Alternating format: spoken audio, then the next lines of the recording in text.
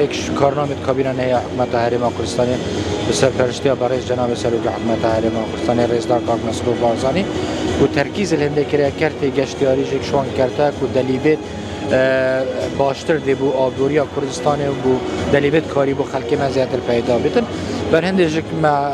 العامل کردستانی بابت گشتیاری قناقت باشه چویا پیش نمونه وجه اکشوان از وقت زاخو و کوی داره سر بخوی زاخو قناقه یکی کرنش زاخوی خلاص بود قناقه دو انشالله ما سه مانگی دی دو مانگ حتی سه مانگی دی چون قناقه دو ماهینه انشالله اوج ده دو ماهی کن هدف همش وان چالاکیت ام انجام ده وان بیستواله که متکید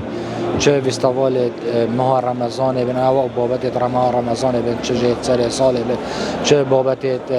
سالانه بیستوالا بجن کشتو کالیت کن چه بیستوالا جلو برگت کردی شلو شب کو جلو برگت کردی هر سال هم انجام ده اوه همی بو هنده که ام بشن زیاده شارع خواهم کو اداره سر بخو به خلکی بدین ناس کردن کو آبزان چند گوران کاری بدوی شاری داد چه بونه امد بردام ان شاء الله مهاوین اجدای که شوان بیستوالا من نوید از اعلان کم چون که وقتی وشتا دینات دیار کردن یکیش بیستوالت هر مازن دل سراست هر ما کردستان عراق انجام دادن زاکو یکم جارل عراق کردستان انجام دادن ان شاء الله